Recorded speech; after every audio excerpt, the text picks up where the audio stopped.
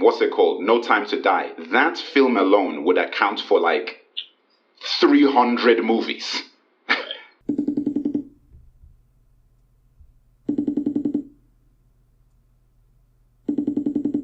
I'm glad that I've gotten to the end of the week. It's been a long week. It's been hectic. I've survived. I'm grateful for my survival. Very grateful for that. And did you hear anything interesting in your gratitude? Did I hear anything interesting? Has anything interesting happened this Wait a week? minute. What's this whole Thanksgiving thing? When was that? Last week. Right.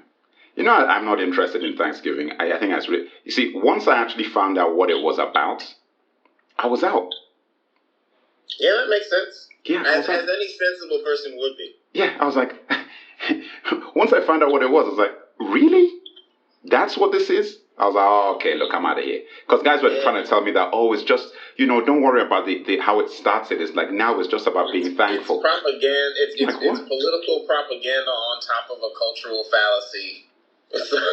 Yeah, look, listen, man. I was like, I'm out. I didn't even have a conversation about that. Was like in 98 or 99. I was like, I'm out of here, man. Anyway, so you heard what happened with Warner Brothers, and they're putting like their whole of their 2021 slate of films on what's it called? On HBO Max. HBO Max. Is your phone on your table or something? I can hear like some.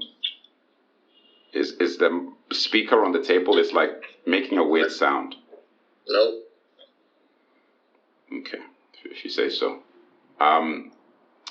Yeah. It's suspended in the air. Sorry? It's suspended in the air. Oh, really? So the mic is not on anything? No. That's an interesting concept. All right, so... Yeah, man. So people are concerned. What guys are trying to say is like, it's the end of cinema, right? And I actually don't think it is. I actually don't think it is. The alarmist view. Sorry? That's the alarmist view. Oh, yeah. Well, I just don't think it is. Because I think that, look, obviously, with the situation now and the lack of confidence and people don't want to go to the cinema, I'm like, yeah, whatever, blah, blah, blah. But when things calm down, I'll say, yeah. And things calm down and people can actually, freely go to the cinema safely. And, once the vaccine is out, I'm not taking a vaccine. I mean, that's for sure. I can say that much. But that's a conversation for another day. You need to pay attention to your fellow countrymen. Tread lightly. My countrymen? Letitia Wright. Oh. Tread lightly.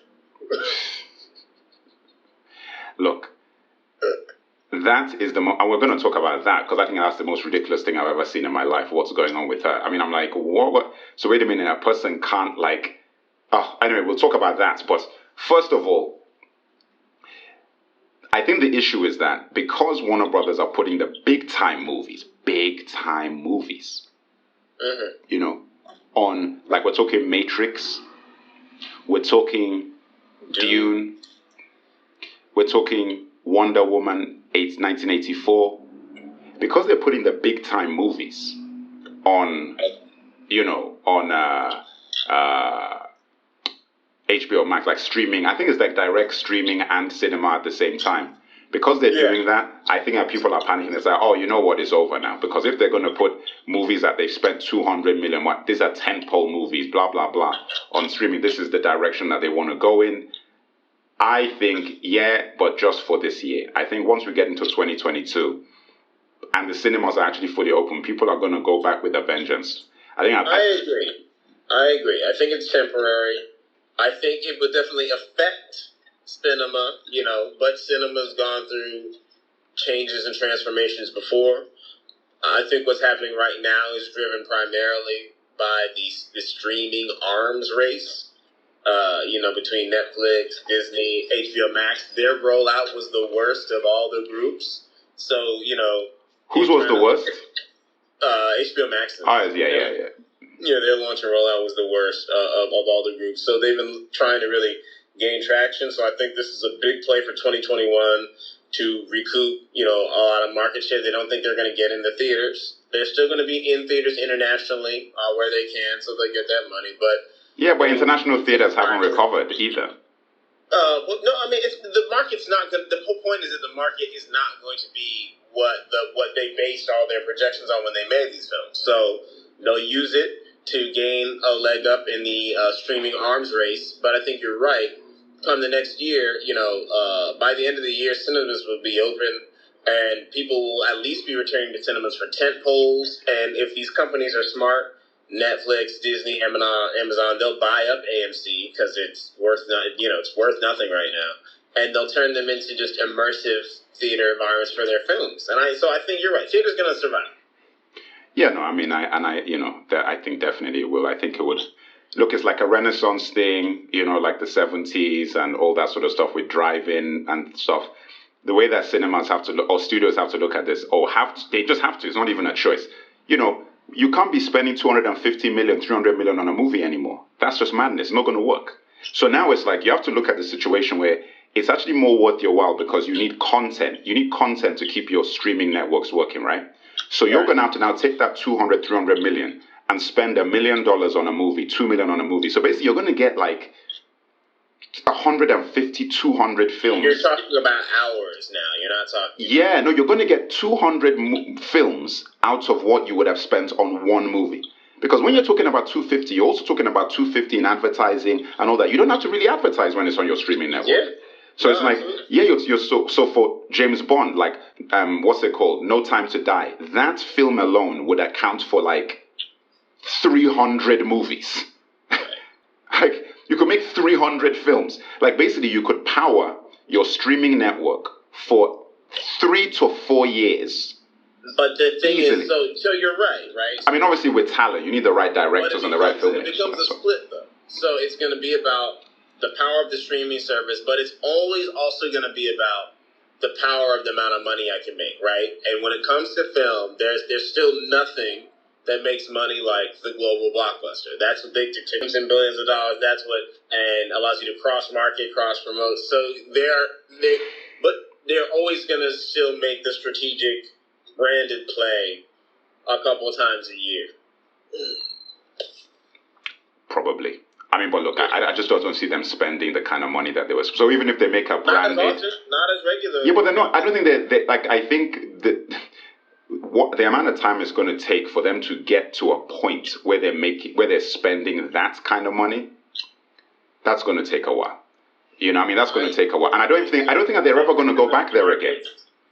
I think enough markets, particularly if the Asian markets are open, and people, they're going to go back to the theater. They're going to the movie theater. So. And then that's where they're making a lot of their money. So not for every movie, it's for some of the films, not for every. For the big films. But my point is that as the market shifts, they're going to become more reliant on the international markets. So they will cater the films to include that to a greater degree.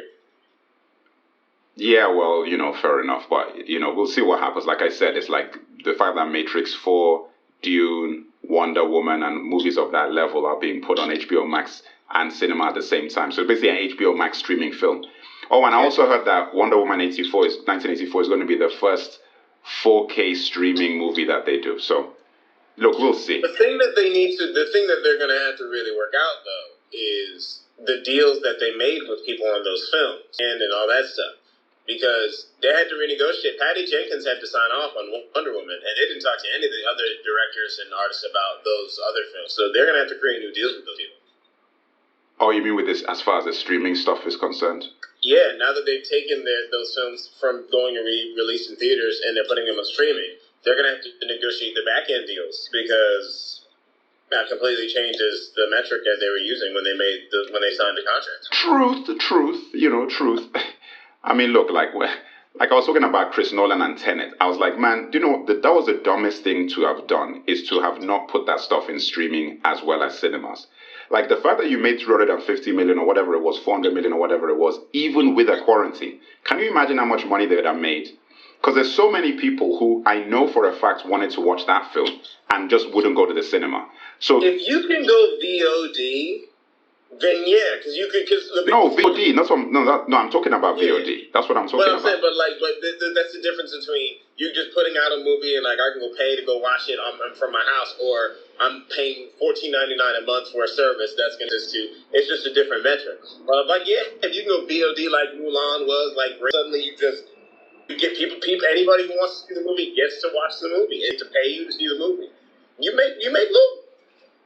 All right. Point is, as far as from what I'm looking at with these things, is that people are just making a lot of cinema, la la la la la. I'm like, wait a year, 2022, cinemas will be back with a vengeance. It's like once people know that they can go to the cinema safely, the vaccine is out there, and all that sort of stuff, and people can, like I've said, and we're going to talk about it. I'm not taking no vaccination, but that's just my opinion. But when we get into that situation where people can freely take it, then oh my goodness, like I don't see coronavirus being around by late 2021.